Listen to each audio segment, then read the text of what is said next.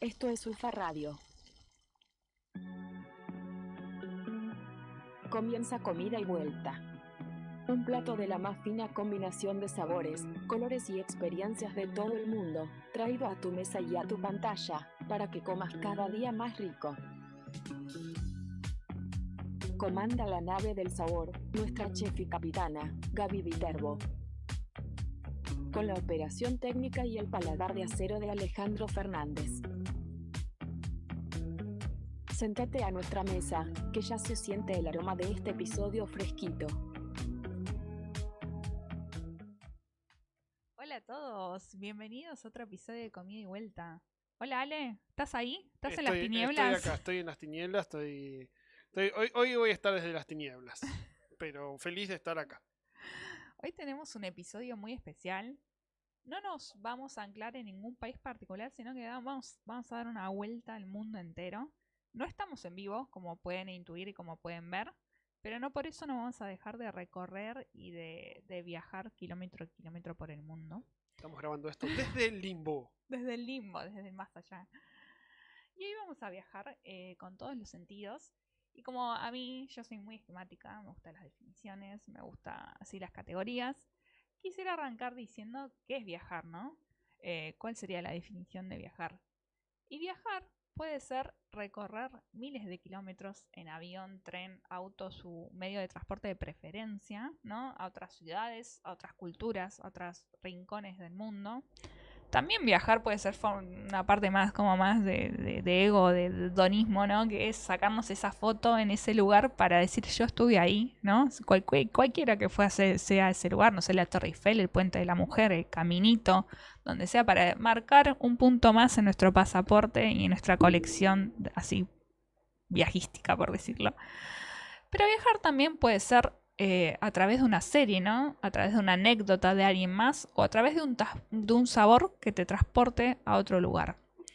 Pero ¿qué pasa cuando viajar es algo más, ¿no? Cuando viajar es una forma de descubrir que la hospitalidad se encuentra en cualquier rincón del mundo, incluso en los rincones más desconocidos de los que menos se habla, ¿no? Y con este objetivo en mente, con esta idea, le vamos a dar la bienvenida a nuestros invitados que van a estar no acá presentes en Argentina, sino que están directamente desde Vietnam, en Hanoi. Tenemos 10 horas de diferencia. Y quienes vamos a hablar hoy es Dani Elías y Juan Calderoni J, que ellos viajan desde el 2009 y en el año 2013 iniciaron un viaje de más de 4.000 kilómetros desde Filipinas a Turquía, nada más y nada menos que a dedo, trasladándose en millones de vehículos y recorriendo el mundo de una manera particular. Y de eso se va a tratar nuestra entrevista, así que los invito a que se queden y que los escuchen. Hola, bienvenidos Dani y J a este espacio. Nada, quiero para mis oyentes que ustedes se presenten, yo ya los conozco, pero me gustaría que hablen ustedes. Bueno, primero que nada, muchas gracias por esta invitación. Este espacio es un honor para nosotros estar acá presentes, acá transmitiendo desde Hanoi, Vietnam. Qué lindo. Somos viajeros argentinos. Nuestro pasaporte dice que somos argentinos, pero somos ciudadanos del mundo por elección. Somos guía de turismo. En mi caso también soy diseñadora web. Viajamos por el mundo todo lo que podemos. Así que, y bueno, lo transmitimos, tratamos de compartir todo lo que vamos viviendo. Y lo hacen desde diferentes proyectos, principalmente de la cuenta de Marcando el Polo.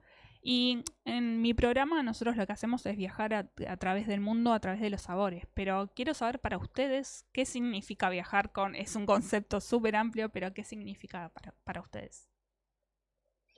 Para nosotros viajar básicamente es aprender y por eso es que viajamos desde hace tanto tiempo. Eso es lo que nos motiva a viajar. Nosotros empezamos a viajar en 2009, que nos fuimos de Argentina, con una idea completamente distinta a la que se fue transformando con los años. Simplemente era irnos a estudiar inglés con una working holiday a Nueva Zelanda. Después eso fue mutando porque a medida que íbamos viajando nos íbamos dando cuenta cuánto desconocíamos, que por ahí es al contrario de lo que alguien puede llegar a pensar, de que bueno, a medida que vas viajando, vas aprendiendo un montón de cosas, sí, pero también te vas dando cuenta de todo lo que te falta por aprender. Entonces eso es lo que nos fue motivando, principalmente el querer seguir aprendiendo y la curiosidad. Eso para nosotros es viajar, ese es nuestro motor y eso es lo que nos lleva a viajar por los lugares que viajamos, por las culturas completamente o tan distintas a las nuestras, por más que siempre uno cuando va viajando va encontrando similitudes con la cultura que lo vio nacer a uno, pero nos sigue motivando eso, el querer seguir aprendiendo, seguir teniendo curiosidad y seguir abriendo la cabeza. Eso para nosotros es lo fundamental de viajar. Y en ese pasaje, en ese viaje, ¿se van anclando en esas diferencias o en las similitudes o todo un poco? Digamos, ¿con qué se quedan? Ambas. Ambas. Ambas. Es muy loco también este intercambio cultural que se genera, porque hay cosas que a nosotros nos llaman la atención cuando viajamos, Sí. del destino que visitamos, pero a la vez a las personas que viven en esos países también les llaman la atención muchos aspectos nuestros. Entonces, quizás para muchos, sobre todo nosotros que vamos a zonas muy remotas, Sí. para muchos quizás es la primera vez que tienen la posibilidad de contactarse con alguien extranjero, ni siquiera decir, Sí. bueno, alguien argentino, muchas veces no tuvieron posibilidad de ver muchos extranjeros, ni de tratar con ellos, hablar.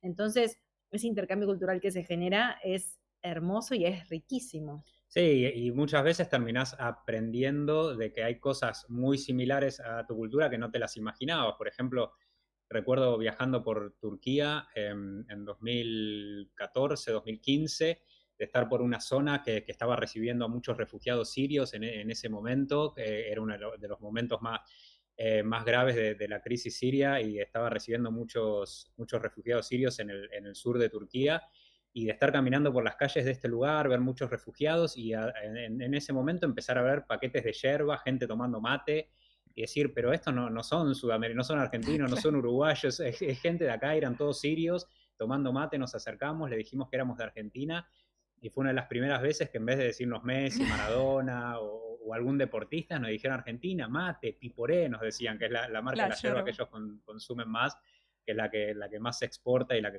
más se consume, y ahí empezar a aprender de por qué los sirios toman mate, cómo es que llegó el mate a Siria y esas cosas que realmente te lo dan los viajes, que por ahí, estando en Argentina, nunca nos hubiésemos enterado, pero cómo el mate, que nosotros también lo consumimos, termina llegando a otro lugar del mundo tan lejano en kilómetros, pero tan cercano a su vez en cultura en muchos aspectos.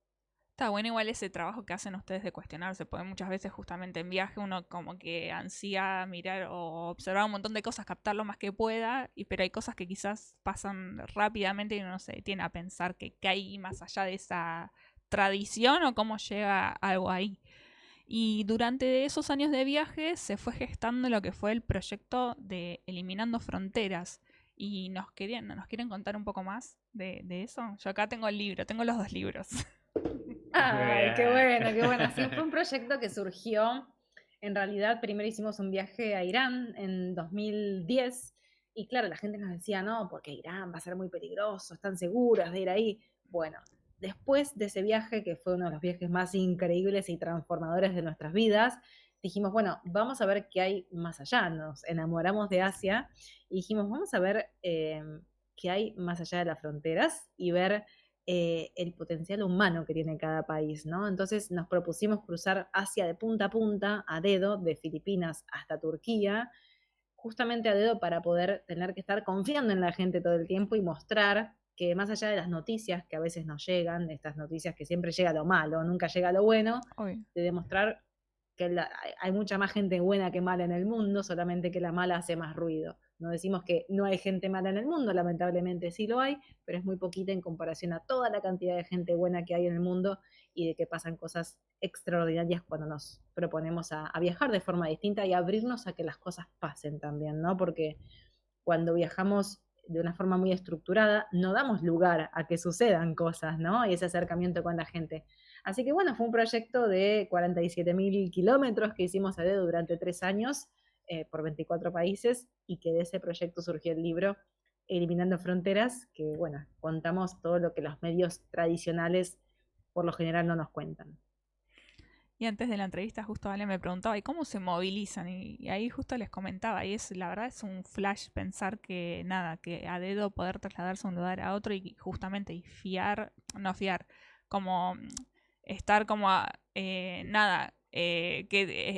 dependiendo de la hospitalidad de la gente, y justamente lo que decían ustedes, el mundo es más amable de lo que uno o de lo que nos intentan mostrar.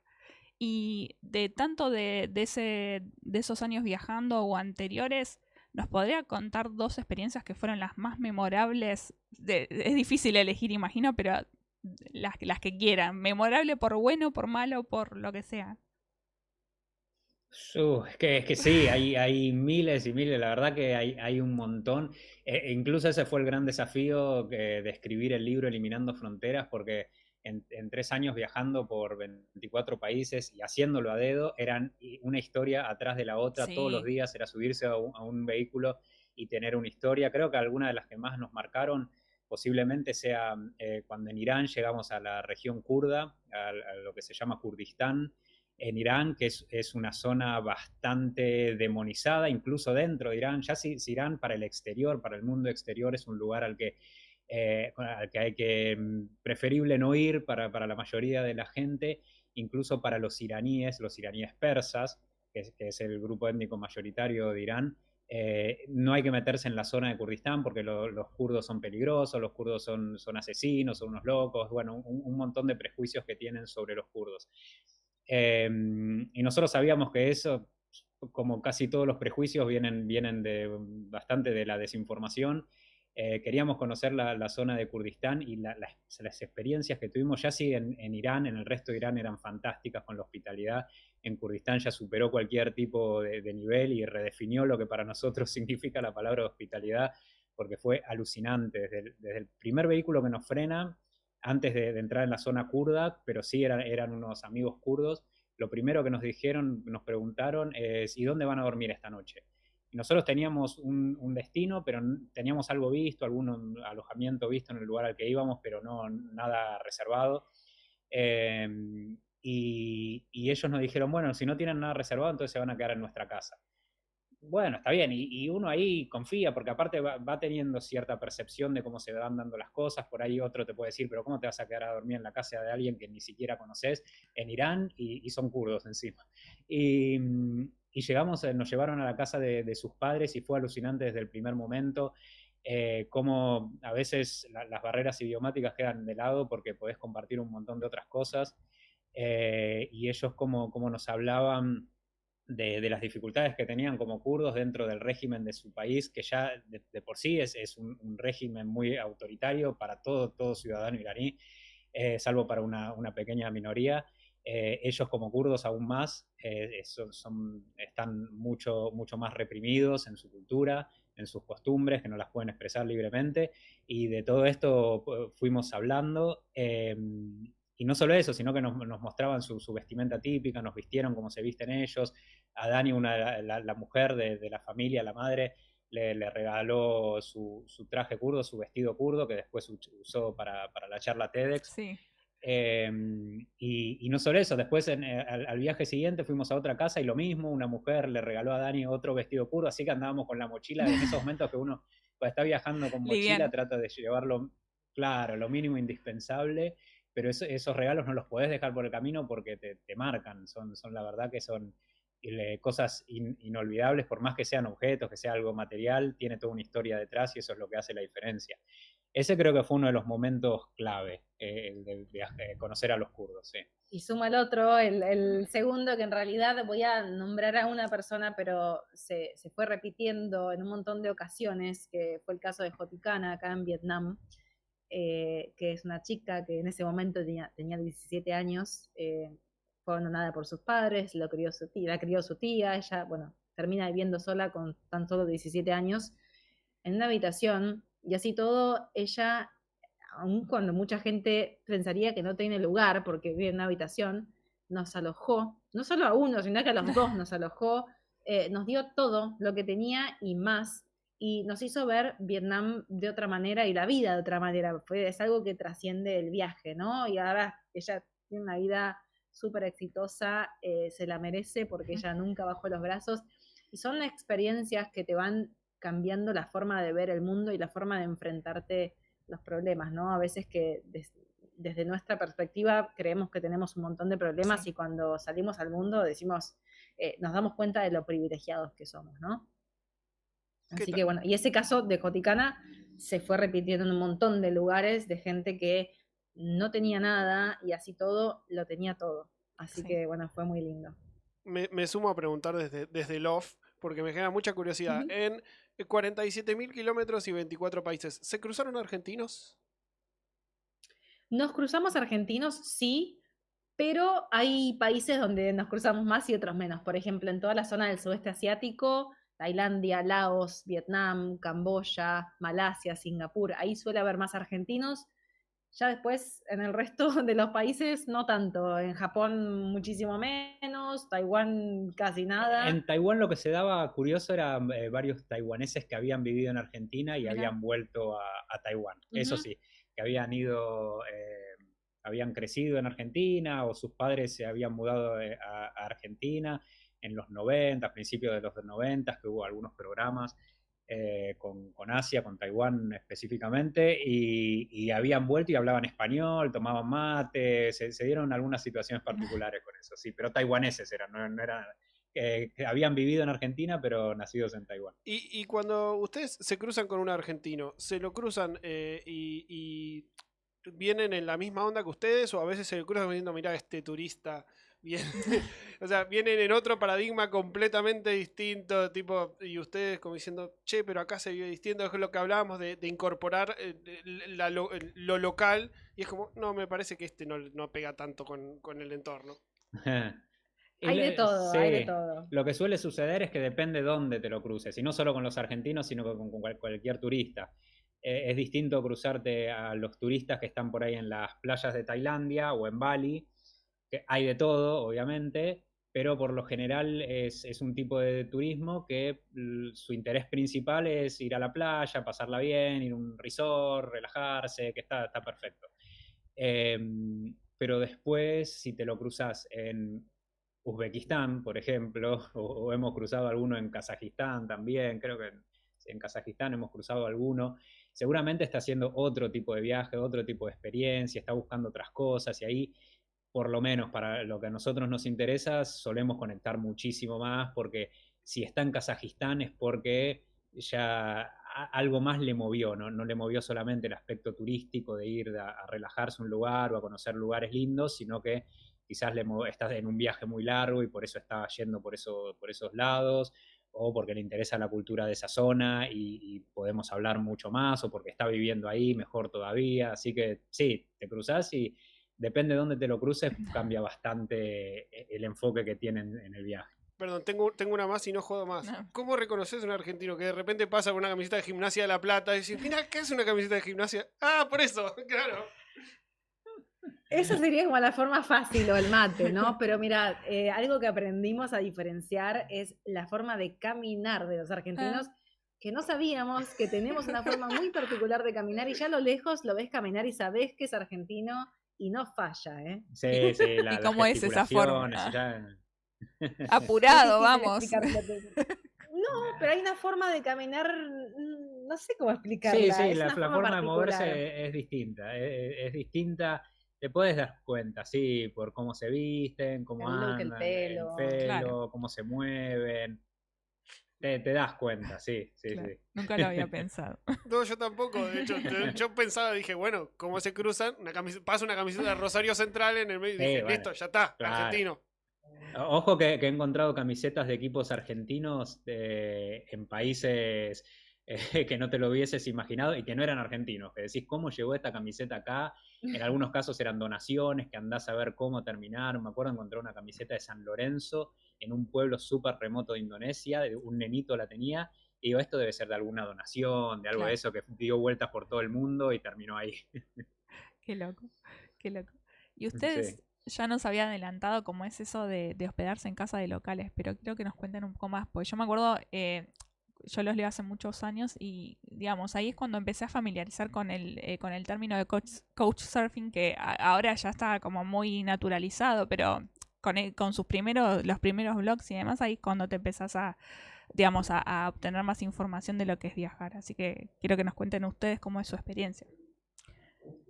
Tal cual, y nosotros al principio también teníamos un montón de dudas, que seguramente hay gente que lo está escuchando por primera vez, este término de couchsurfing, y dicen, pero ¿qué es? A ver, vamos a recapitular. Couchsurfing es una web, imagínense como una red social que conecta viajeros con gente que quiere alojar gente o conocer, porque no siempre es que te aloja alguien en su casa, sino que a veces es para juntarse a tomar algo, o hay eventos también de couchsurfing, pero generalmente es para alojar. Entonces nosotros como viajeros tenemos un perfil, que estamos viajando, por ejemplo, no sé, por China. Entonces buscamos gente, se busca por ciudad, entonces buscamos gente en la ciudad a la que vamos a ir y aparecen perfiles, como imagínense como un buscador de Facebook, por ejemplo. Bueno, hay perfiles que cuentan los intereses, el lugar que tiene la gente, si tiene lugar para uno, para dos. Y las referencias, funciona también con un sistema de referencias. No siempre, no siempre las leíamos, pero si no tenían referencias, si era un perfil nuevo, también le dábamos chance, porque bueno, por algo se empieza. Y uno lo contacta, le hace lo que se llama coach request, que es para pedir alojamiento o para juntarse, y ahí es cuando uno empieza a conectar con la gente. Tiene que haber un intercambio genuino, ¿no? Hay gente que lo usa como alojamiento gratuito y no es la idea de la aplicación, la idea es intercambiar, no es que es un hotel que uno llega, deja las cosas y me voy a pasear y vuelvo a la noche, no. La idea es estar dispuesto a compartir con esa familia que te está abriendo las puertas de su casa para que ellos también tengan una experiencia cultural sin moverse de su ciudad, porque está bueno, es como recibir viajeros. Hay mucha gente que nos decía, yo alojo porque no puedo viajar, pero el mundo viene a mi casa, qué mejor que estar cada día con gente de distintos países. Y bueno, también hay que ser súper agradecidos, obviamente súper respetuosos y cuidadosos con la cultura, pero también, no sé, siempre tratábamos de cocinarles algo. Claro. Solíamos hacer ñoquis, porque bueno, los dos somos vegetarianos y se complica el tema de la comida típica argentina, así que, y también el tema de los ingredientes, que allá no hay horno en Asia, así que los ñoquis es algo que pueden participar todos los integrantes de la familia, también en hacer las bolitas, era colaborativo, era muy divertido. Así que les contábamos la influencia italiana, los ñoquis del 29, ¿por qué el 29? Así que se genera como un clima re lindo de intercambio. Y así nos fuimos alojando en casi todo Asia, te digo. Sí, creo que en todos los países de Asia, incluso en países que al final no pudimos ir, ya teníamos, por ejemplo, Afganistán, que tuvimos algunos temas que teníamos el visado para ir a Afganistán, todo por otras cuestiones que las explicamos en el libro, porque es bastante largo ahora meterse en todo eso. Pero incluso teníamos gente que nos estaba esperando para recibirnos en Afganistán, en todos los lugares. La verdad, hemos hecho couchsurfing en todas las ciudades y en todos los países. Y lo mejor de eso, lo fantástico, es que te acerca mucho más a la cultura del lugar, porque vos podés ver de puertas para adentro cómo vive la gente, no solamente ver desde afuera lo que pasa, sino entrar a la casa de la gente, compartir con ellos, entender, poder preguntar un montón de dudas que te pueden llegar a surgir y compartir tu cultura también. Me sumo nuevamente. Cuando uno rompe esa inercia y empieza a viajar de esa forma, ya se mete en la red y es más fácil. Es como, ya te avisan, te dicen, no, si vas a tal lado, alojad, y te van a avisar, digamos, te van produciendo el viaje antes. No es que te avisa gente de la red en sí, pero empezás a conocer más gente. Entonces, no sé, me alojó Merhad en una ciudad de Turquía y tiene el primo que está en otra ciudad, entonces te yo va conectando con el primo. No es que la red en sí, si bien sí te ayuda a tener más referencias, no es lo mismo tener una referencia que tener 100, entonces ya saben que es alguien confiable, ¿no? Que decir, bueno, son viajeros de verdad que están viajando, no es alguien que quiere venir a mi casa y robarme. Que ese es el principal miedo que tiene la gente, decir, bueno, pero te estás metiendo en la casa de alguien, ¿cómo sabes que va a estar todo bien? Primero, el instinto, uno se da cuenta, como que vas tanteando la situación. Después es si el perfil tiene referencias o si no tiene referencias pero está completo, si la gente le puso onda, si cómo es en la comunicación cuando te están respondiendo. Y también hay que tener en cuenta que no es el riesgo para nosotros como viajeros. Ellos están abriéndote la puerta de su casa entera. Entonces el riesgo tendría que ser para ellos, no para nosotros, que te abren la puerta entera. Sí, hemos conocido gente que incluso no estaba, nos había aceptado para recibirnos en su casa y justo el día que nos iba a recibir se había tenido que ir por distintos motivos y le ha dejado la llave a un le vecino, confiaban. a una amiga y nos Ujú. daban las llaves y quédense en mi casa por más que yo no esté y quédense. Y nos ha pasado en China, nos ha pasado en distintos lugares que nos hemos quedado en la casa de gente sin que ellos estuvieran en la casa. Eso es Es increíble. alucinante. Y después sí, a veces pasa que por ahí te recomiendan, me acuerdo, había un caso de un japonés que le gustaba alojar a argentinos porque él era un fanático de Argentina y claro, y después tenés un argentino conocido que va a viajar, que va a ir a Japón y le decís quédate en Kioto en la casa de Claro. este japonés porque es un fanático de Argentina y me acuerdo que fuimos a la casa en época de Mundial, vimos un partido de Argentina con él en 2014, 14. Mundial 2014, y él tenía toda la casa empapelada con cosas de Argentina. Nunca había ido a Argentina, pero era fanático porque había visto diarios de motocicleta y quedó fanatizado con esa historia y su sueño era viajar a Argentina y me acuerdo, entrabas al baño y tenía un montón de cosas escritas, mi sueño es viajar a Argentina, Ay, algún qué día lindo. voy a ir en el baño para tenerlo siempre presente, decía, era alucinante, sí. Qué lindo. ¿Y siguen en contacto con alguno de sus hosts?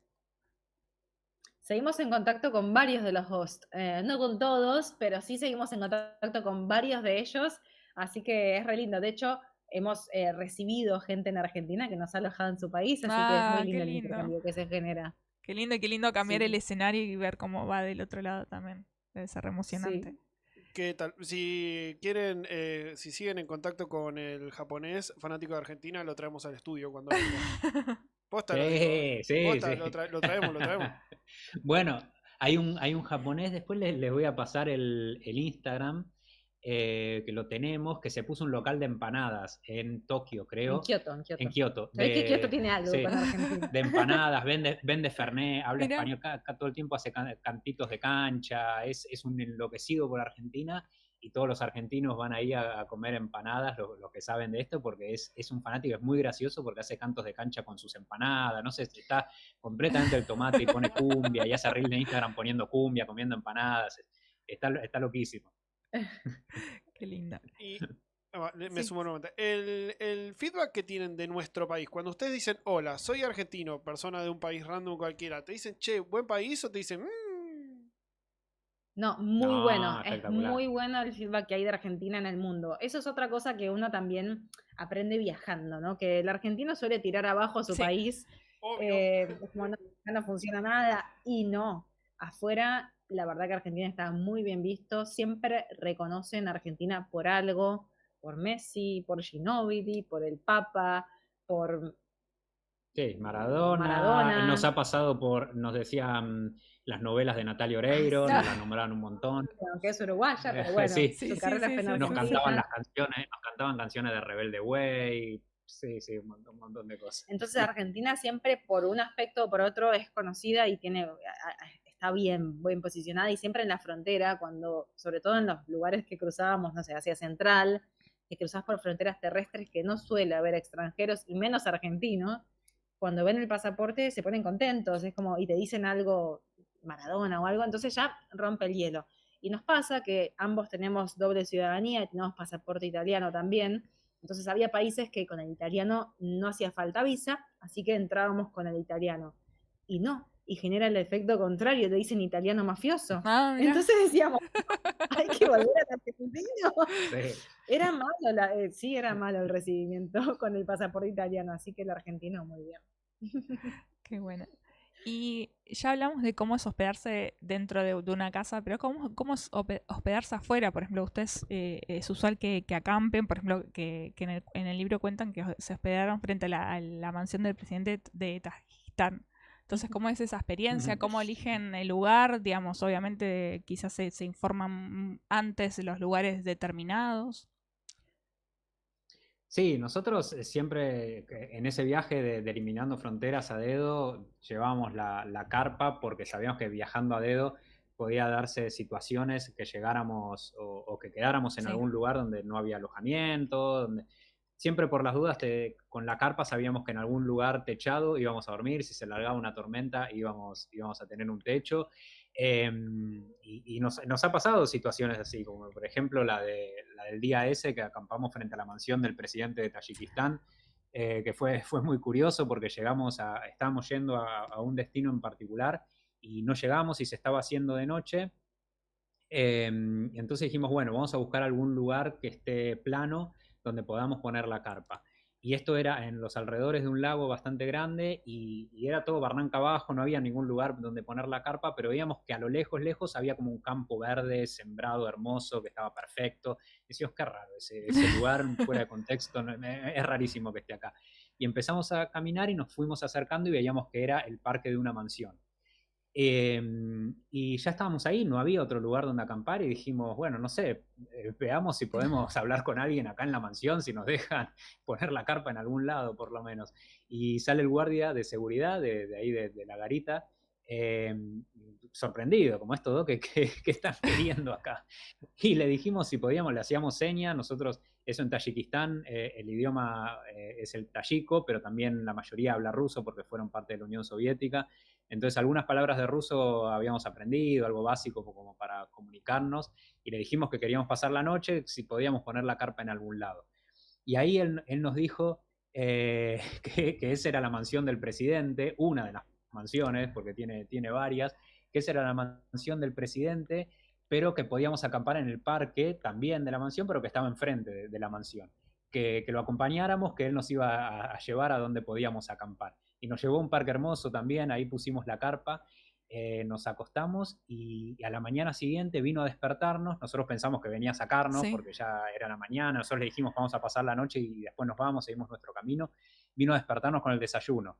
¿No? Nos trajo té, nos trajo pan, se sentó con nosotros, nos explicó un montón de cosas del pan también, de por qué nunca se pone boca abajo en la cultura de ellos, que es una falta de respeto, nos servía té. Bueno, pasamos la mañana con el guardia de seguridad del presidente de Tayikistán y fue también una de esas cosas, esas vivencias que te quedan grabadas porque de estar preocupados por no saber dónde íbamos a pasar la noche a tener ese encuentro que fue completamente casual y inesperado. Fue fantástico y así nos han pasado un montón de situaciones de dormir en iglesias también porque nos han invitado o en casas de gente que te invita porque estás viajando a dedo y te dice vengan a mi casa. No sé, hemos tenido un montón, la verdad, de situaciones así acampando, de pensar que dónde voy a dormir, estar preocupado y que después terminen saliendo las mejores historias. Hablando de historias, justamente, ustedes obviamente tienen libros y demás. ¿Cómo van registrando todo eso? Porque eso todo, poner vos anotás y bueno, no me voy a olvidar de contar esto, pero todo eso es, no sé, fotos, es gigas de información, es nubes, además lo acaban de decir ustedes van a mochila, entonces es como, ¿dónde llevan todo eso? Esa duda la tenía cuando yo leía el libro, porque digo, ¿cómo hacen para acordarse de todo? Porque aparte es tan detallado que automáticamente te trasladás ahí a la experiencia. Bueno, primero eran cuadernos en papel, después por una cuestión física ya no pudimos seguir documentando todo en papel, si bien tenemos cuadernos que vamos anotando cosas, el grueso del contenido lo vamos anotando en digital, en las compus, los dos viajamos con compus, trabajamos con la compu, así que se graba en la compu, se escribe en la compu, pero sí documentamos todo. Y después, bueno, también tenemos el blog donde vamos poniendo toda la información práctica para quien quiera viajar. Está toda la información ahí en marcandoelpolo.com. Y después tenemos un podcast también que es Viaje al Planeta Tierra, que también es otra forma de documentar lo que vamos viendo, que nos encanta. Así que bueno, esas son nuestras formas de ir documentando todo. Pero hay veces que no damos abasto, que decís, bueno, hemos llegado al punto de decir... No quiero que pase más nada hoy porque ya no puedo anotar más nada. Decís, quiero hacer stop. Claro, se nos empezaron a acumular historias y viajando de esta manera, a dedo y quedándote en casas de familia, a veces no tenés tanto tiempo para ponerte a trabajar y cuando tenés el tiempo por ahí estás liquidado. Es a la noche cuando ya se van a dormir, que es como cuando empezás a documentar y a trabajar. Y ya estás muerto y te tenés que poner a escribir todas las historias del día, que por ahí en un mismo día, por ahí te subiste a 15 vehículos en un mismo día, te pasaron un montón de cosas y ponerte a recapitular todo eso cuando estás cansado, a veces es complicado. Por eso es que viajamos lento, que a veces la gente nos dice, pero ¿cómo? En 3 años hicieron 24 países, en 3 años podés recorrerte todo el mundo, si querés, sí, está bien, podés, pero a nosotros nos gusta viajar de esta manera, viajar más lento, para ir documentando, para ir saboreando también más cada cosa que te va pasando y no corriendo de un lugar a otro. ¿Y cómo es un poco viajar actualmente, ¿no? Desde cuando arrancaron en 2009, ahora, ¿no? Con la guía Lonely Planet, que ahora tenemos datos, que ahora tenemos quizás traductores, ¿hay todavía lugar para el asombro? Digamos, por la manera particular que ustedes tienen, imagino que sí, pero ¿cómo cambia eso? Sí, cambió mucho la forma de viajar. De hecho, nosotros siempre lo charlamos cuando estábamos de viaje, de decir, bueno, ¿te acordás cuando viajábamos sin teléfono? Yo me acuerdo que dejábamos por ahí las mochilas y lo único que yo tenía de valor era mi portadocumentos, que tenía el pasaporte, algo de dinero en efectivo y la cámara de fotos. Eso era todo, no teníamos smartphone, no teníamos nada. Entonces, ahora al final uno dice, estoy cargando un montón más de cosas de valor, tengo la compu, tengo el celular, tengo el disco duro, tengo la cámara de fotos, entonces uno empieza como a ir acumulando cosas. Todo tiene sus ventajas y desventajas. A ver, ahora que volvimos a China por 4ª vez, pero es la primera vez que vamos con un teléfono que tiene internet, y claro, la comunicación es como un antes y un después, porque ahora con el traductor te podés comunicar con cualquier persona. Antes era como, bueno, encontrar a alguien que hable inglés, que también eso tenía su desafío, y también te llevaba a vivir otras experiencias, pero también era mucho más incómodo, era más difícil de moverse, era difícil de llegar por ahí a lugares más remotos, porque no te podías comunicar. Entonces, creo que en la balanza el equilibrio es positivo, porque ahora la tecnología bien utilizada nos permite llegar a un montón más de personas que si no sería muy difícil comunicarnos. Y también sigue habiendo lugar para el asombro.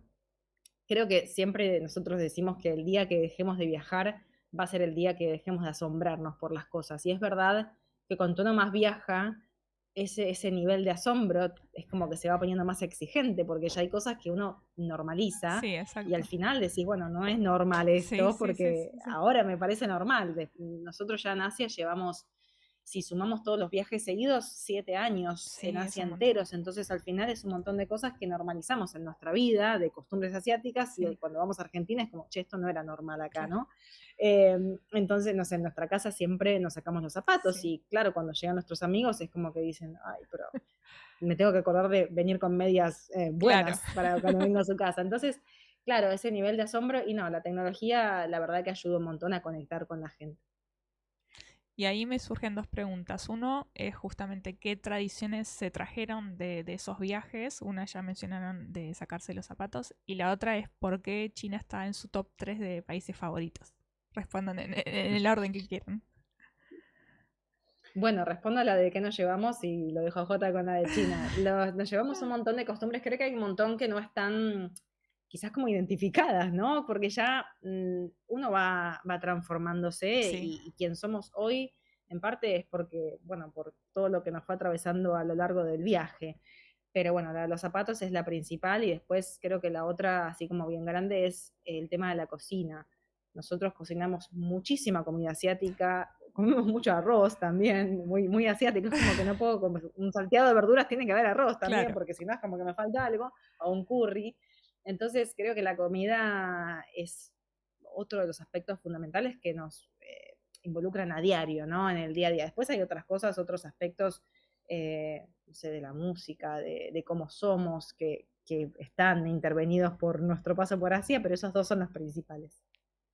Y con respecto a lo de China, creo que lo que más nos fascina es la diversidad cultural que hay en China, porque uno puede pensar en China como una generalización que se suele hacer por quien nunca estuvo en China, que piensa en las grandes ciudades, quizás en Beijing, en Shanghái, ¿qué más hay? Bueno, la muralla, mucho más de eso no se me viene a la cabeza, los chinos son todos iguales, comen con palitos. Mucho prejuicio también. Son sucios. Bueno, mucho prejuicio con China, sí. Son sucios, son mala onda. Y la verdad que te puede romper todas las estructuras China, al menos en nuestra experiencia, y la diversidad de paisajes y diversidad cultural que hay es alucinante. Porque el chino que uno se le viene a la cabeza rápidamente cuando piensa en China es un solo grupo étnico, que si bien es el grupo étnico mayoritario, que son los chinos Han. Después tenés una diversidad increíble de grupos étnicos. Ahora, por ejemplo, este viaje que estamos haciendo nos estamos enfocando en la región tibetana. Entonces la región tibetana no se parece en absoluto a lo que es el este de China, que es el chino promedio que uno conoce, o el chino del supermercado que uno conoce en Argentina. No se parece en nada porque tiene una cultura completamente distinta, un idioma distinto, rasgos físicos distintos, la religión también, la comida, todo es completamente distinto. Después, en otros viajes hemos estado por el oeste de China, que tienen raíces turcas. Entonces vos ves a un chino uigur, que es otro grupo étnico, y lo que menos pensás que es chino. A simple vista uno lo encuentra en cualquier lugar del mundo y dice, y debe ser turco, claro, debe ser de por esa zona. Y el idioma que hablan tiene raíces turcas, escriben con la escritura árabe, obviamente la comida también, son musulmanes y son chinos también, está dentro del territorio chino. Por más que ellos no se sientan chinos, ellos le preguntás si son uigur, no se sienten chinos, también están muy discriminados, hay todo un conflicto bastante grande en China con este grupo étnico, pero es alucinante también poder viajar por esos lugares y ver que seguís estando dentro de China, pero es completamente distinto a lo que por ahí habías imaginado. Y así con un montón de lugares, hay chinos rusos, hay chinos tayikos, vas al sur de China, la frontera cerca del sudeste asiático, y pensás que estás en Tailandia o en Myanmar. Por los templos budistas son como los de Tailandia, hacen los festivales de agua como los hacen en Tailandia, entonces hay una diversidad alucinante.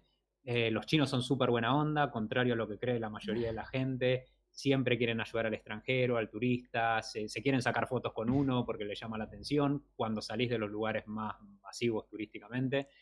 Y salir de esos lugares, es que hay unos lugares alucinantes para visitar, que no son para nada conocidos para Occidente. Si bien en China, dentro del turismo chino, pueden ser conocidos, viajás por lugares que hay cero turista occidental y son fantásticos. Así que eso es lo que más nos atrapa de China. ¿Qué tal? Les pregunto, cuando ustedes están, por ejemplo, en esos lugares que mencionas de Asia y hacen ese intercambio, ¿les preguntan dónde venir a Argentina o les han pedido que ustedes recomienden qué ver de Argentina? Sí, nos pasa con gente que tiene interés en ir a Argentina. Quizás en Asia, a ver, Argentina les queda demasiado lejos, a ellos no lo ven como un primer destino. Los asiáticos primero viajan por su país, viajan por Asia, y para la mayoría el objetivo es conocer Europa. Como para el argentino, mayoritariamente también. Viaja por Argentina, por ahí viaja por Sudamérica, y lo siguiente es quiero ir o a Estados Unidos o quiero ir a Europa, a las ciudades más conocidas de Europa. Y la mayoría de los asiáticos también tienen eso, que quieren ir a París, que quieren ir a Barcelona. Bueno, Argentina les suena demasiado lejos. Y para muchos lo que le tienen bastante miedo al tema de la seguridad. En Asia la seguridad no es un problema en absoluto, la delincuencia es prácticamente nula en la gran mayor parte de Asia. Podés andar caminando a la noche tranquilamente, que no vas a tener nunca un solo problema, imposible de que alguien te venga a asaltar. Lo único que puede llegar a pasar, que así todo es muy muy raro, es que puede llegar a haber algo de carterismo en algún lugar muy turístico y en el que haya mucha gente, pero si no, la seguridad es 100%. Entonces escuchan cosas de Sudamérica, ellos también tienen obviamente sus prejuicios, y la información que les llega de Sudamérica por lo general es de narcos o de inseguridad, y le tienen bastante miedo a ese tema y prefieren evitarlos por lo general, y a veces te preguntan de eso, si es verdad, y uno tiene que ser sincero que si bien no es como te lo muestran los medios o como la información que puede llegarle a ellos, sí que comparado con Asia es mucho más inseguro cualquier lugar de Sudamérica. Entonces hay que advertirlos porque por un lado ellos son muy ingenuos y no tienen quizás este sentido alerta que tenemos nosotros en Sudamérica de estar más presentes o más alerta de que te puede pasar algo. Ellos pueden ir caminando por ahí por un lugar súper inseguro en Sudamérica y no darse cuenta en absoluto de que les puede llegar a pasar algo. vuelvo a la pregunta anterior que me había quedado. Cuando ustedes contaban que, por ejemplo, se trajeron, o sea, se llevan consigo lo de sacarse las zapatillas cuando entran a su casa, ¿alguna de todas esas cosas que ustedes incorporaron para sí, pudieron transmitirla? O sea, ¿pudieron sus amigos, su familia? Es como dijeron, che, ¿sabés qué? Desde que vos lo haces, yo lo hice, es como, triunfo. Sí, las zapatillas, varios de nuestro entorno la incorporaron, así que sí, es que pruébenla en sus casas, no hay vuelta atrás. Bueno, yo aprovecho y le mando un abrazo a un ex conductor de la radio, Fabi, que trabajaba en el programa de diseño conmigo, que Fabi había vivido un año en Alemania y se trajo esa costumbre también. En la casa de Fabián hay que sacarse las zapatillas. Sí, es más, Sí, es más perfecto. limpio, Claro. tiene un Él montón de llega, se ventajas. saca las zapatillas y anda en su casa en patas. Sí, una vez que ya educaste, entre comillas, a todo tu círculo cercano, al menos al que va más seguido a tu casa, ya está. Ya saben que cuando llegan a nuestra casa, inmediatamente sacan el calzado. Nosotros compramos varias ojotas para el verano, varias pantuflas para el invierno, para no hacer sentir a nadie incómodo y que anden con eso. Muchos prefieren andar directamente descalzos, pero ya saben que van a la casa que hay que descalzarse. Y comidas, hablando justamente porque obviamente Gaby, el programa, ella viene y dice, probá esto que lo compré en otro continente. Y, ¿viste? Y a ustedes les pasó también, probá esto. Y me digan, che, ¿dónde se consigue acá? Sí, cocinamos mucho asiático, vamos mucho al barrio chino en Buenos Aires, Sí. es nuestro gran aliado porque nos salva para todas las recetas asiáticas que queremos hacer. La realidad también es que ahora se van consiguiendo más ingredientes. Si comparamos, no sé, hace 10 años no se conseguía casi nada. No se conseguía salvo en tofu. el barrio chino, tofu Sí. no se conseguía, ahora ya en cualquier dietética hay. Sí, le hicimos probar un montón de nuevos ingredientes a un montón de gente. Hicimos nuestro propio tempe, que es Sí. una comida indonesia. Hemos hecho el tofu, pero es más difícil. Preferimos comprarlo en el barrio chino, que conocemos una fábrica y es muy rico y muy simple. Y sí, Sí. fuimos haciendo que mucha gente probara un montón de ingredientes por primera vez. O lo más básico como cocinar el arroz, porque nosotros cuando empezamos a viajar por Asia decíamos, pero este arroz no es como el que yo estaba acostumbrado a comer, no solo por el tipo de arroz, Sí. que ahí te das cuenta la cantidad de tipos de arroz distintos, de granos distintos que hay. Antes el arroz era arroz. Claro, Sí, el arroz y ya está, el que comía en casa en risotto o lo comías el arroz blanco con Sí. manteca y queso y mucho más que eso no había. Y cocinar el arroz de la forma que lo cocinan los asiáticos y cómo incorporan el arroz a todas sus comidas, que en Argentina no está muy incorporado eso. Sí. Si bien en otras partes de Sudamérica sí, pues vas a Brasil o vas a Colombia, Venezuela y comen un montón de arroz. Pero en Argentina raro que se come poco arroz y por lo general se cocina con un montón de agua y después lo pasan por el Sí. colador y te queda un pastocho que claro, así no le gusta a nadie el arroz. Y acá en Asia se cocina con poca agua, queda mucho más desgranado, o depende para qué lo vayas a usar el arroz, se cocina de una manera distinta. Entonces eso, me acuerdo cuando volví y cocinábamos con arroz, invitaba a mi mamá, a mi hermana a comer a casa, y mi mamá siempre decía, pero ¿cómo haces el arroz? Que a mí no me sale, así no me queda. Y después cuando Claro. aprendió a hacerlo, claro, se volvió fanática y lo come todos los días. Sí, aparte queda tan rico, tan simple, digamos, aromático, por más que no sea un arroz especial, es así tan simple. A mí también me encanta la comida asiática y el estilo asiático del arroz es como muy importante. Pero ahora pasen el secreto, porque ahora yo me estoy preguntando por qué a ustedes les sale el arroz así, a mí no. Claro. El secreto es no colar el arroz, tenés Claro. que ponerle la cantidad de La agua cantidad justa. Y también sí, lavarlo para que no te sobre agua. necesariamente. Sí. Lavarlo bien. Ok, eso Lavarlo lo hago. bien. Lavarlo hasta que el agua más o menos te salga clara. Un Para par sacar de el veces. almidón. Claro, Sí. y después cocinarlo con poca agua, con la tapa cerrada y listo, y no se toca más el arroz, porque muchos lo cocinan con mucha agua, lo revuelven Sí. hasta que ven que está más o menos listo y después lo cuelan. No, es poca agua, la cantidad justa de agua, dejarlo ahí, cuando se consumió el agua ya debería estar listo el arroz. Si no le echas un poquito más, pero no se toca, se deja ahí. Es como el mate, no se toca la bombilla, no Claro, se toca el arroz. no se remueve. ¿Les ha pasado compartir mate y ver que, no sé, lo revuelven y dicen, no, así no? Sí. Nos ha pasado un montón de veces y uno le dice, pero no toques la bombilla y van y la Claro. revuelven, porque bueno, es el instinto, uno ve algo como una cucharita y revuelve. Pero sí, nos ha pasado, y bueno, es parte también, ¿no? Del compartir y este intercambio cultural. Como así haremos nosotros un montón de cosas mal. Claro. Tengo que hacer la pregunta más argentina del mundo. ¿Hicieron probar dulce de leche a otra gente, a otras nacionalidades?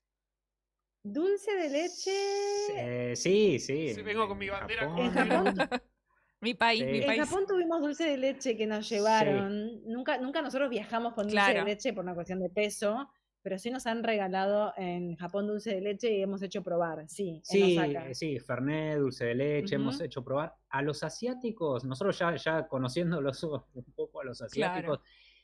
por lo general no les gusta, ¿no? Es demasiado dulce, Sí. demasiado empalagoso, muy pesado. Ellos son más de las cosas saladas y lo dulce es más liviano, no son tanto. A nosotros no nos gustan es raro el dulce asiático que nos guste, son pocos, no nos gustan mucho los dulces asiáticos.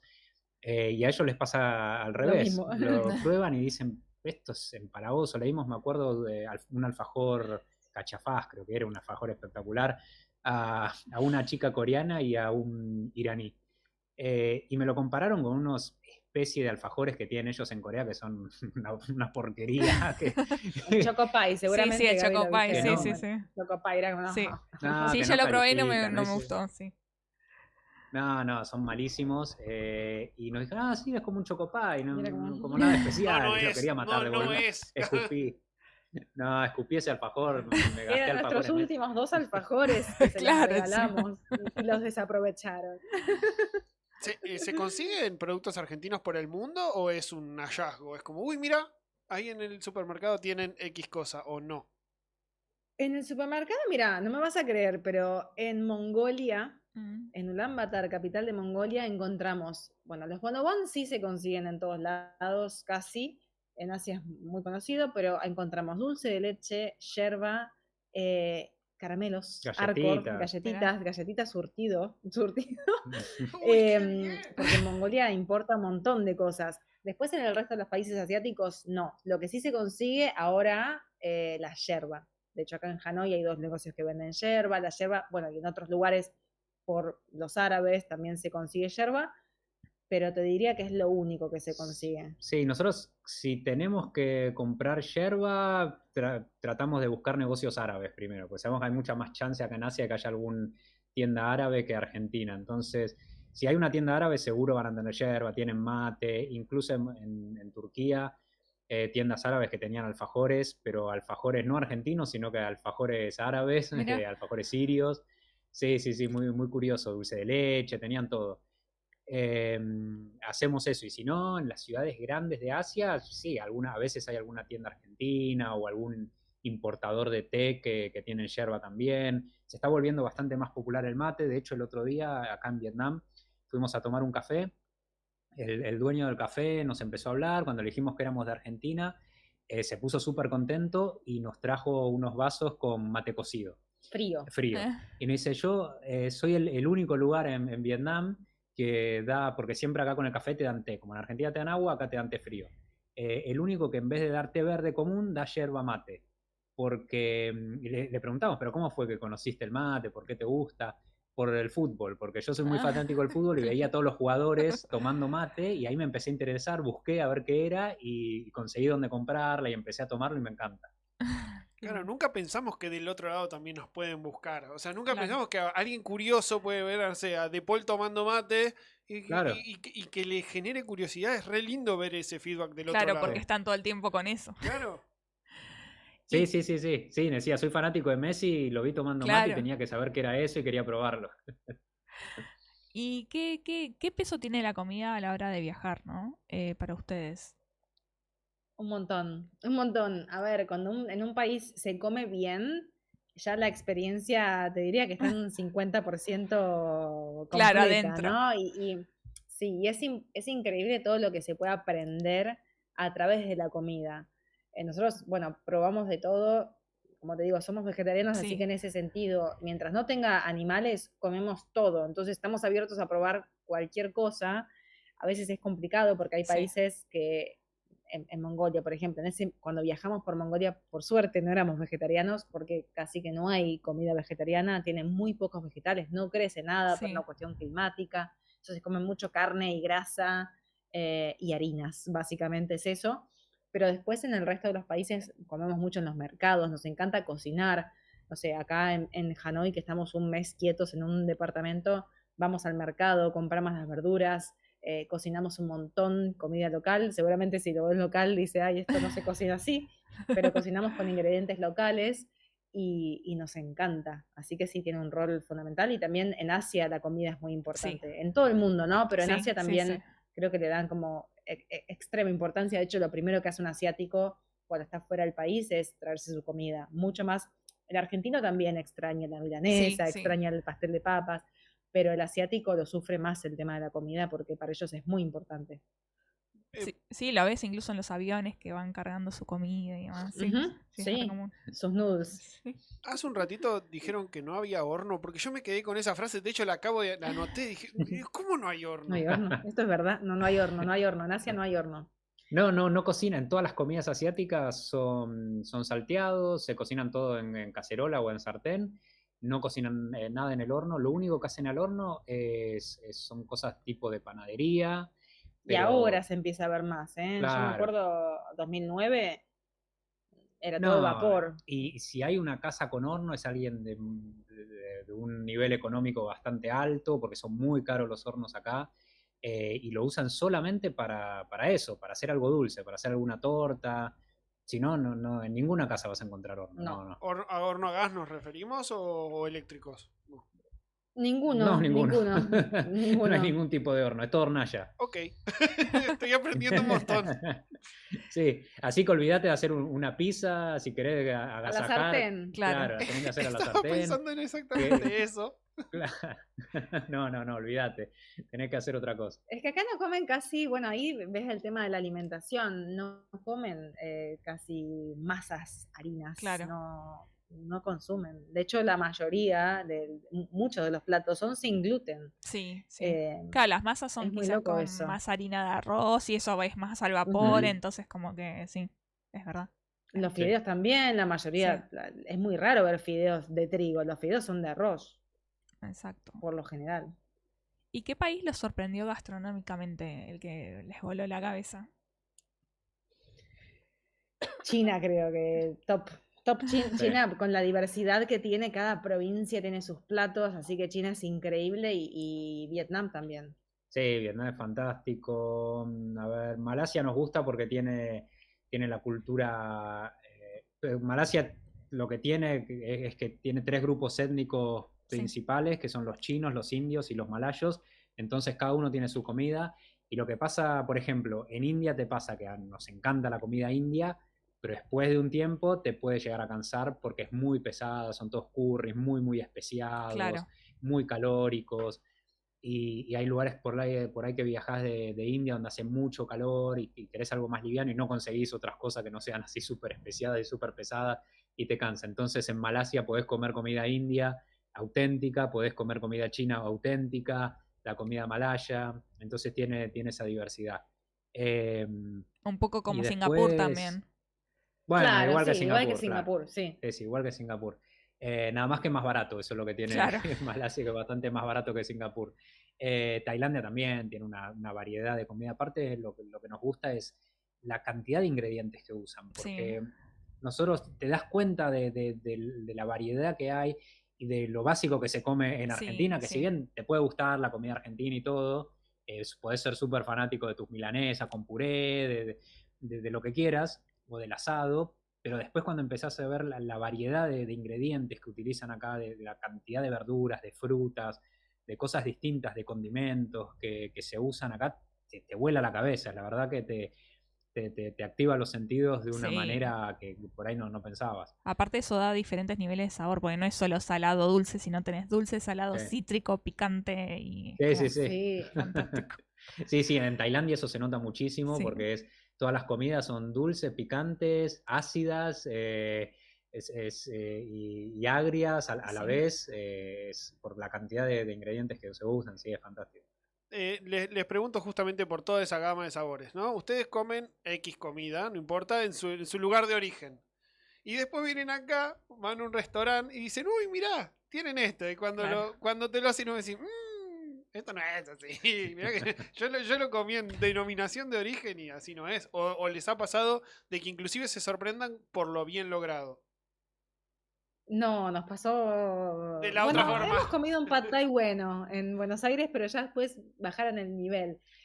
No, es muy difícil porque la comida asiática suele tener, a ver, ingredientes que en Argentina no son conocidos, entonces lo adaptan al paladar argentino para, obviamente, el negocio tiene que funcionar y es totalmente entendible. Entonces, o hay ingredientes que son muy caros, entonces los reemplazan o no se consiguen, los reemplazan por otros, así que no es 100% real. Hemos comido buena comida asiática en Argentina, sí, pero nunca es como comerla en destino, nunca. Lo único que podés llegar a encontrar, sí, en Buenos Aires, comida china bien auténtica, porque hay una comunidad china bastante grande. Entonces, cuando vas a lugares 100% chinos que no son para el público argentino, ahí comes comida auténtica china y que son todos chinos y que vas ahí y el menú ni siquiera está traducido. Hay lugares de esos, sí, son específicos, pero lugares de esos conseguís. Después, cuando vas al restaurante chino que tiene clientela principalmente argentina, ya no, está muy adaptado. Podés comer rico, no quiere decir que no, pero no es igual al original. ¿Y les ha pasado? Les hago la pregunta al revés, de no sé, como decían ustedes, del restaurante chino que tiene como principal público oficinistas del microcentro, decís, bueno, pruebo esto, y cuando lo probás en el lugar decís, esto era, mirá lo que... Era como, llegan todos los demás sabores que decís, yo estaba probando algo traducido.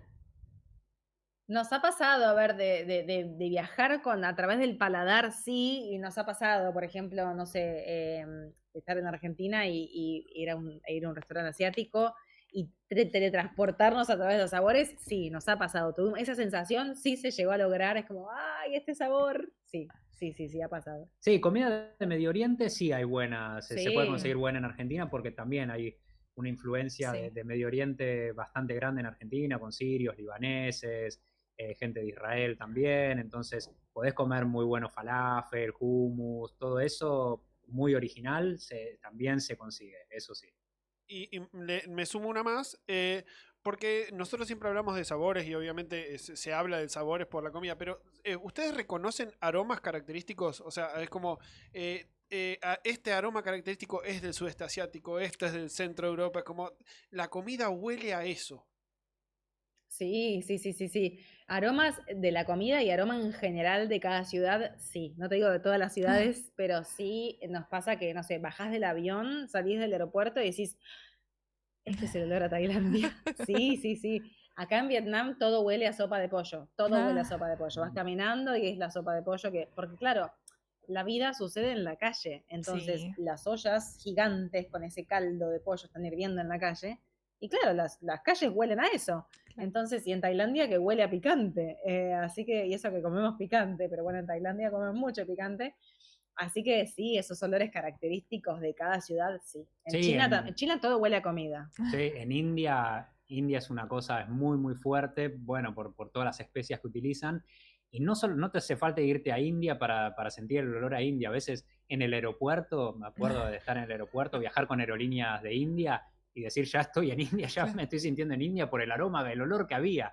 La gente exuda ese olor a curry, a comida, porque es muy fuerte la cantidad de especias que utilizan. Entonces, por lo general la gente ya tiene ese aroma indio y lo sentís. Y después me acuerdo en Turquía también, en Estambul, que huele a cardamomo, a ese tipo de especias que son más tirando al Mediterráneo, a Medio Oriente, sí, lo identificás. Y hace unos minutos hablabas de esto de la barrera idiomática, que quizás a veces los menús no están traducidos. Entonces, ¿les pasó alguna vez de comer algo que más tarde se dieron cuenta que era? Como que... Nos ha pasado de pedir algo sin saber lo que pedíamos, sí. Siempre fuimos como descubriendo qué es lo que estábamos comiendo. Nos pasó, bueno, en Mongolia nos pasaba mucho de pedir lo que había. Primero que no había mucho, entonces era, bueno, por ahí había 4 platos en el menú y pedíamos, bueno, dame 2 de este y este, pero sin saber qué era, lo hemos pedido, sí, en ese momento que comíamos carne. Ya ahora en sí nos aprendemos al menos a decir sin carne, sin pollo, y en China, por ejemplo, hemos hecho eso de pedir, siempre en cada menú suele haber una parte de vegetales en China, entonces sabes que cualquier cosa de ese menú va a ser un vegetal, así que nos ha pasado de pedir cualquier cosa de esa parte del menú sin saber qué era y bueno, a ver qué viene. Y es divertido también, ¿no? Decir, bueno, vamos a animarnos. pero sí. Claro que ahora lo que hablábamos antes Claro, se sí. facilitó muchísimo con el traductor, porque ahora ya no te equivocás tanto. No. Antes veías un menú, si no estaba traducido, era bueno. Más o menos. Más o menos, Por la más o foto. menos lo que me parezca. Si tiene fotos, en China lo bueno es que casi todos los restaurantes siempre tienen fotos, pero ahora con el traductor es mucho más fácil, es Claro. raro equivocarse. Y- Podés igual equivocarte porque a veces por ahí está el nombre traducido. En China son muy poéticos con los nombres de las comidas a veces, y ponen nombre como el tigre que saltó el acantilado y se subió a un árbol, y ese es el nombre de la comida, y decís, ¿qué será? Pero bueno, ya fue. Y yendo, ¿cómo es? Ahí se me fue la pregunta. Perdón, seguí porque tenía una pregunta Bueno. y se me fue. Ahora cuando te vuelva. Sí. ¿Y alguna vez, hospedándose en la casa de algún local o demás, comieron algo que, por obligación, por decirlo así, con respecto a la cultura, que tuvieron que aceptarlo? Sí, nos ha pasado varias veces. Comemos todo, no significa que todo nos guste, y la mayoría de las cosas nos gustan, pero sí nos ha pasado. Por ejemplo, a mí me pasó en 2013, que fue la última vez que comí carne. Yo ya había tomado la decisión de no comer más carne, y nos pasó en Filipinas, que nos invitaron a una casa y nos hicieron un asado de cerdo. Y claro, a mí no me daba decirle, no, yo no quiero comer la carne, entonces dije, bueno, ya fue, la como. Y esa fue la última vez que la comí y me cayó súper mal. Fue como, nunca más, no puedo comer más porque después es peor. Claro. Entonces ahí, bueno, uno come por obligación porque no querés rechazar. O nos ha pasado, no sé, el desayuno en Filipinas también, que por ahí te hacen una sopa de pescado para la mañana, y es un montón para la mañana que te despiertes con una sopa de pescado, pero bueno, te la están haciendo y te la tomás. Así nos ha pasado. Nunca rechazamos la comida. Sí, después explicábamos esto, ¿no? De mira, yo no como. Ellos igual lo entienden porque, no sé, por religión hay un montón de cosas que no comen también. Entonces lo entienden, si no se los explica previamente, pero nunca que ya hayan cocinado y después decirle, no, mira, no lo como. No, siempre de antemano, aclarar. Pero sí, nunca rechazar la comida, y siempre lo que está en el plato es lo que se come. El problema es que, por ejemplo, en Irán, nosotros jamás dejamos nada en el plato. Nunca, nunca, nunca, jamás. Y ellos sí dejan. Y si vos te comiste todo tu plato, significa que querés más. Entonces te siguen sirviendo y te siguen sirviendo. Y es como, no quiero más, pero no tenés. Entonces tenés que dejar aunque sea un poquito, porque si no ellos no entienden que vos no querés más. Así que bueno, son reglas culturales que uno va como aprendiendo sobre la marcha. A veces por las buenas y a veces no tanto. Retomo la pregunta porque justo con todo lo que dijeron me acordé de lo que iba a preguntar, miré las anotaciones. En la experiencia de comer, ¿no? O sea, se han encontrado, no sé, teniendo que comer con la mano, o teniendo que comer con palitos, o teniendo que comer, no sé, sentados en el piso. Bueno, todos los que acampamos alguna vez comimos sentados en el piso, es el menor de los problemas. Pero, tipo, ¿qué hago comiendo esto sentado, no sé, acá en el piso, en la calle, en India? Es como... O sea, sí, experiencias muy distintas a las que nosotros estamos acostumbrados a comer. Claro, y eso a nosotros es lo que más, también una de las cosas que más nos gusta, porque vas adquiriendo distintas costumbres, después algunas te las llevas para tu casa y otras no, pero al menos las viviste. Costumbres y Hay gente habilidades. por ahí, claro, sí, definitivamente, hay gente que por ahí eso le incomoda y no le gusta y por eso viaja de otra manera, pero a nosotros eso es lo que más nos interesa también de viajar, de aprender y hacer las cosas como lo hacen ellos. El tema de comer con la mano, por ejemplo, en India. En India vas a comer a algunos restaurantes que no tienen la mejor higiene de todas. ¡Ay, Y no! están todos comiendo, claro, y están todos comiendo con la mano. Y bueno, tenés que comer con la mano, pues no te van a traer cubiertos, y tampoco vas a sacar de la mochila unos cubiertos para comer, porque si no ahí ya se crea una diferencia bastante grande y nunca vas a conectar con la gente del lugar si vas a llevar tus costumbres a todos lados. Entonces vos, no sé, llevábamos toallitas húmedas y nos limpiábamos las manos con las toallitas húmedas y después nos poníamos a comer con la mano. Y por ahí eran comidas que yo preferiría no comerla con la mano, porque era arroz con curry que te empezaba a chorrear por todo el brazo y ellos lo ves haciendo una pelotita de curry y se la mandan en la boca. Y lo más curioso es que después, cuando nosotros por ahí sacamos la botella que teníamos de agua y tomábamos del pico, ellos nos miraban con una cara de asco, que decía, ¿qué están haciendo estos asquerosos? Porque están tomando el pico de la botella. Y para nosotros es lo más normal, y te puede dar asco verlos a ellos comiendo con las manos enchastradas, Pero entonces ahí nos dimos cuenta de que comer con la mano sí, pero tomar del pico de la botella absolutamente no. Ellos es como que se vuelcan cuando toman de la botella, no tocan el pico Sí. con la boca, sino como que se vuelcan el líquido hacia la boca.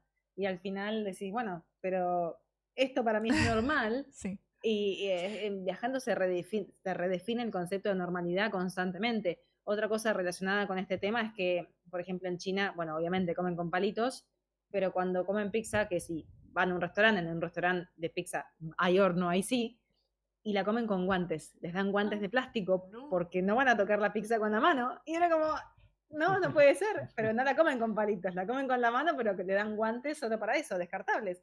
Entonces decís, qué loco, ¿no? Esto que se pongan un guante para comer la pizza con la mano.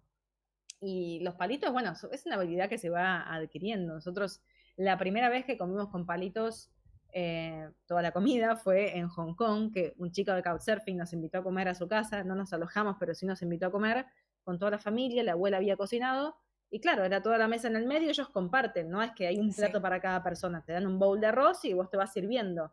Y claro, yo me acuerdo sirviéndonos, no comimos nada porque no llegábamos, ellos comen muy rápido, y claro, con el palito encima había que llegar al medio de la mesa y llevarlo, era un montón de trayecto que había que hacer con la comida en el palito, y me acuerdo que había patas de pollo, en ese momento comíamos carne, año 2011, y era imposible agarrar la pata de pollo. Imagínate un huevo duro que se giraba todo. Era como, bueno, comemos, no sé, una chaucha, lo que sea más fácil de agarrar porque esto no está funcionando. No, y además que ellos no se quedan haciendo sobremesa, no se quedan en la mesa. La mesa es solo para comer. La persona que terminó de comer se levanta de la mesa y se va al sillón, se va a otro lado. Entonces, claro, quedábamos nosotros dos solos en la mesa y no nos daba para seguir quedándonos en la mesa comiendo y no habíamos comido nada. Ya se habían levantado todos, se habían ido al sillón y bueno, vamos, no, ¿qué vamos a hacer acá sentados? Y también hay reglas, ¿no? Con los palitos, por ejemplo, el huevo duro, no, o sea, no se puede pinchar la comida, porque sería lo fácil, es como no se pueden clavar los palitos en el arroz, porque les hace referencia a los inciensos que prenden cuando hay un funeral o cuando hay una ofrenda. Entonces hay como regla, más allá de aprender a comer con palitos, hay que aprender a lo que no se hace porque puede ser ofensivo. ¿Y lo que no se hace es, pasa un poco también en la experiencia misma o también ustedes van informados de antes?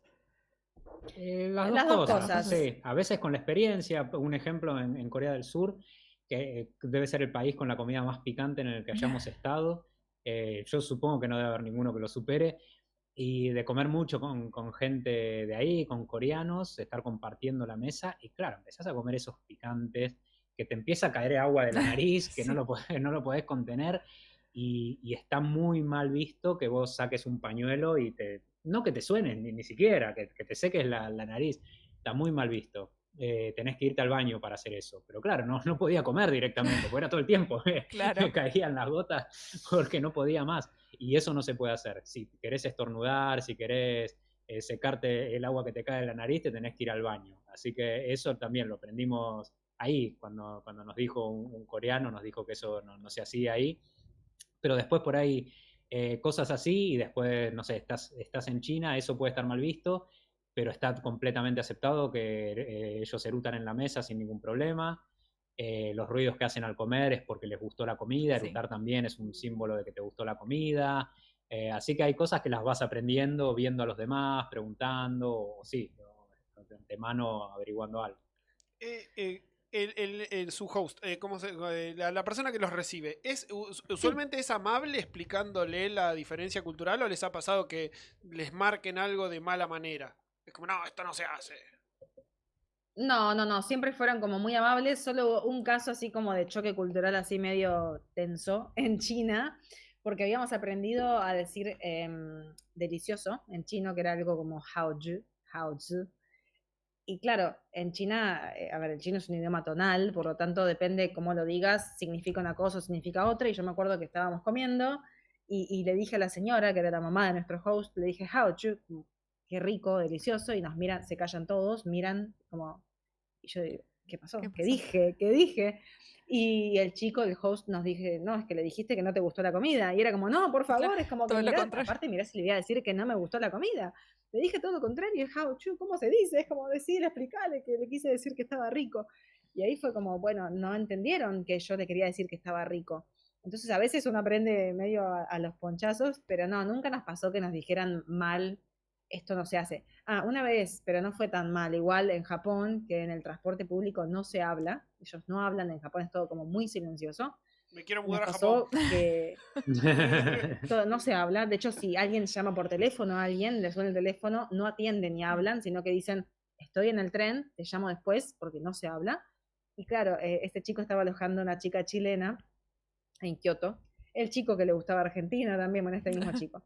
Y claro, estábamos en el tren con nuestro host, nosotros dos y la chica chilena, y nosotros estábamos hablando, y nos miraba con cara, el host nos miraba con cara de desapruebo, y después nos dice, no, es que no se habla, no pueden hablar en el tren. Nadie nos dijo nada, nos dijo cuando nos bajamos, pero era como, bueno, ahí aprendimos que no se habla en el tren, no se puede hablar. Entonces, bueno, son cosas que uno va aprendiendo. Igual se entiende que si vienen de parte de un extranjero, podés no saber, no es que te van a decir mal, no se hace eso. Es muy probable que no te digan nada y que te miren con cara de desapruebo y después vayas aprendiendo. Y después no lo hagas más, y bueno, así se aprende, para eso viajamos. Tal cual, tal cual. Y para ir acercándonos al cierre de la entrevista, que les agradezco mucho, ya que están anclados ahí en Vietnam, en Hanoi, qué curiosidades. Yo los vengo siguiendo en las historias. Siempre que están en viaje los vengo siguiendo y digo, ay, quiero estar ahí. Pero qué curiosidades nos pueden traer hoy. Algunas de lo que haya visto. Lo más curioso de Vietnam es el tema de las motos. Acá todos se mueven en moto y no frenan, aunque haya semáforos no frenan, así que cruzar la calle es una aventura. Hay que aprender a cruzar la calle, creo que es lo principal cuando uno viene a Vietnam. Hay que empezar a caminar sin prisa pero sin pausa, nunca te frenes, nunca corras y ellos te van a esquivar. Y confiar en el proceso que suele salir bien. Y después... sí, bueno, aprender a moverse por las ciudades que son súper caóticas, las ciudades grandes. No hay veredas, por ejemplo, hay muy pocas veredas. Hay, pero están ocupadas. Hay, pero sí, las veredas no tienen el mismo concepto que de nosotros. Puestos callejeros. Claro, para que la vereda para nosotros es para que el peatón camine, para eso Claro. es una vereda. Para ellos es para estacionar motos, para poner puestos callejeros. La vereda puede estar completamente cortada, puede ser extensiones de un negocio, extensión de una casa. También pasa esto mucho que hablábamos, de que todo sucede en la calle porque por lo general suelen ser espacios pequeños, que la gente vive por ahí toda una familia, muchos miembros en un lugar bastante chico, y hace mucho calor acá, entonces están todo el día en la calle, cocinan en la calle, lavan en la calle, todo pasa en la calle. Entonces las veredas suelen estar siempre ocupadas y terminás caminando por la calle o por donde puedas. Así que eso es algo también muy típico de Vietnam. Yo creo que Vietnam es de los países más fotogénicos que puedan existir. Todo es una foto, cualquier lugar que mires te da para sacar una foto. Es el paraíso para los fotógrafos porque por un lado tiene como medio quedado en el tiempo muchas edificaciones de la época colonial francesa, caserones de la época del 40, del 50, del 60, de antes de la guerra con Estados Unidos, que todavía están, pero están todos como medio venido abajo, pero en un estado medio venido abajo, pero que termina siendo muy, muy fotogénico, muy colorido. Casi toda la gente que trabaja en la calle usa los gorritos tradicionales, que son unos gorros cónicos, Sí. y andan por ahí en moto con ese gorrito o en bicicleta con ese gorrito, con los gorritos tipo casco de militar también, Sí. se usa muchísimo. Entonces es todo súper fotogénico y sumado a que todo pasa en la calle y todo el caos que hay, realmente puede ser muy abrumador cuando llegás, pero después a medida que te vas adaptando te termina gustando y es súper adictivo. Me surgen dos preguntas. La primera, o sea, de lo último que acabas de decir es, uno se puede, o sea, uno como argentino, más o menos que vaya con la voluntad, ¿no? ¿Se puede adaptar a donde esté? O sea, si vos te quedás, no sé, por decirte un mes en Vietnam, en Camboya, en China, ¿vos te podés adaptar? ¿Cualquiera se puede adaptar? Cualquiera no. A ver, va más allá de si son argentinos o no. Creo que va en cómo es la personalidad de esa persona, ¿no? Nosotros entendemos el viaje como un aprendizaje, como dijimos, y es como que uno se banca ciertas cosas porque sabes que estás acá para aprender. Y hay gente que dice, no, yo me quiero ir de acá. Yo Claro, me quiero con ir la de acá actitud, porque no me gusta. con la actitud correcta se puede. Sí, seas de donde seas. Pero bueno, que viajar no es para todos y sobre todo viajar por Asia, por lugares tan distintos a lo que estamos acostumbrados y puede ser un poco abrumador para mucha gente. Y la pregunta que tenía antes justo es si, o sea, si uno que no viajó nunca, yo no conozco el sudeste asiático, y ustedes quieren recomendarle a una persona que no viajó nunca por el sudeste asiático, pero para viajar a su manera, ¿por dónde empezar? Malasia y Singapur son países como muy amigables para los que recién pisan Asia por primera vez, porque suelen, casi todos hablan, todos hablan inglés, hay comida de todos lados, son bastante organizados Sí. en cuanto al tránsito, en cuanto a las veredas, en cuanto a todo funciona, los micros, los horarios, entonces creo que Malasia y Singapur sería como buenas opciones para empezar. Muchas gracias. Sí, a mí me pasó, digamos, solo viajé 2 veces a Asia y sí, el primer destino fue Singapur y después fue Tailandia y fue un poco abrumador, nada, las motos también, los cables, la gente, todo, Sí. pero tiene su encanto y nada, o sea, Asia es fascinante. Sí. Yo soy de las que también Sí. te caí bajo el encanto de Asia. Ay, una vez que una visita a Asia ya no puede salir. Sí, sí, sí, sí, sí. Y también para ir despidiéndonos, nos gustaría que nos repitan de nuevo sus redes para que los escuchen, así como yo los escucho, su blog, su podcast nuevamente, su Instagram. Bien, el Instagram es @marcandoelpolo, ahí estamos poniendo todo el contenido de los viajes. El podcast se llama Viaje al Planeta Tierra, lo encuentran en Spotify, en Apple Podcast también, en Google Podcast también está. Luego el blog es marcandoelpolo.com, ahí está todo el contenido de los viajes, consejos, y ahí, bueno, está el link para conseguir los libros también, y nuestro contacto. Les quiero realmente agradecer, vuelvo a decir, me emociona mucho, yo acá quería mostrarles que acá tengo los 2 libros, porque Qué bueno. los sigo hace mucho tiempo, leo su podcast, no leo su podcast, leo su blog y escucho su podcast. Realmente es inspiración. Yo me acuerdo cuando trabajaba en la oficina, digamos, era como una forma de escape de viajar de alguna manera. También me ayudó también a armar mi viaje a Asia. Y también, literal, es inspiración para este programa. Sin la información de su blog, yo no hubiera hablado de Georgia en este programa. Y ninguno de los oyentes conocía sobre ese país, así que siempre es enriquecedor cualquier tipo de contacto con ustedes, así que de nuevo les agradezco el tiempo porque estamos a 10 horas de diferencia, ¿no? Sí. Así que gracias por acompañarme, y no solo a mí, sino a los oyentes que lo escucharán cuando... O sea, no queríamos spoilear, ahora lo estoy spoileando yo misma. Así que bueno, les agradezco por su tiempo y nada, estamos en contacto. Bueno, muchas gracias por el espacio, por la buena onda y por invitarnos a este espacio hermoso y súper enriquecedor para todos los que están escuchando. Bueno, muchas gracias. Hasta luego. Gracias. Chao. Chao. Y Ale, desde las tinieblas, que está ahí del otro lado, ¿nos contás qué tenemos en UFA esta semana? Primero voy a decir, Gaby, que hiciste un programón. Lo voy a decir siempre. Te felicito por el nivel de la producción que haces. Gracias por dejarme venir. No solo te quito los feriados, sino te quito los sábados.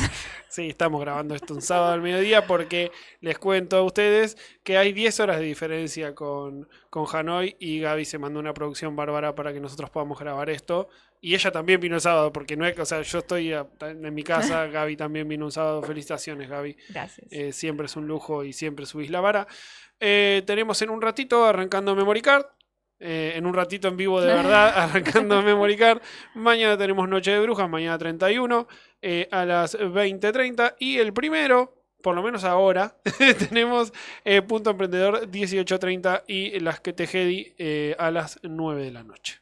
Muy bien. Así que ya saben, quienes nos escuchan a UFA tienen todo un variopinto de programas para deleitarse, para que los acompañemos en las diferentes plataformas que estamos. Recuerden que no solo este episodio se puede escuchar en YouTube, en vivo y en diferido, sino también en Spotify y en iVoox.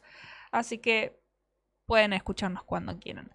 Y como justamente este programa no es en vivo, sino que va a salir en diferido, les quiero pedir un favor a los oyentes, a los que participan siempre y a los que nos encuentran de casualidad, que extrañen los comentarios, extrañen ese feedback con ustedes. Así que después de escuchar este episodio, mientras lo están haciendo, nos pueden dejar una opinión, su mensaje, que a mí me encanta leerlos, los recibo con mucho cariño, así que espero sus mensajes cuando hayan escuchado este episodio.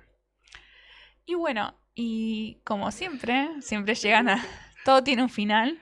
Y no sé si vos querés desde las tinieblas agregar algo. Gracias, Gaby. Gracias por subirnos la vara. Gracias por llevarnos en alma y corazón al otro lado del mundo, a conocer, a aprender. Es siempre un lujo hacer esto al lado tuyo. Gracias. No era para que me halagues, sino por si querías decir algo. Ese era mi cierre. Yo quería halagarte. Bueno. Le mando un beso a Estela.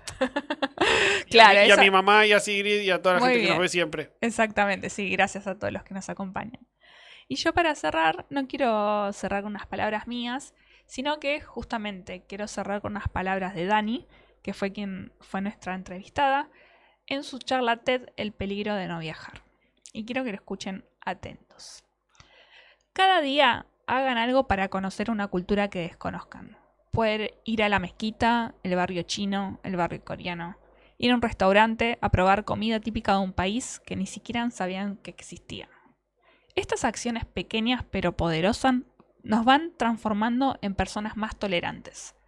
Porque la frontera más peligrosa no es la que divide Siria con Turquía ni Irán con Irak, sino que la frontera más peligrosa es la que nosotros mismos creamos. Así que con estas palabras finales nos despedimos hasta el próximo viaje. Nos vemos en otro episodio de Comida y Vuelta. Adiós. Esto fue Comida y Vuelta. Encontrá este episodio en nuestro Fritz Perdón, YouTube y Spotify, junto a toda nuestra programación. Podés mirarlos cuando quieras, porque no tienen vencimiento. Esto es UFA Radio.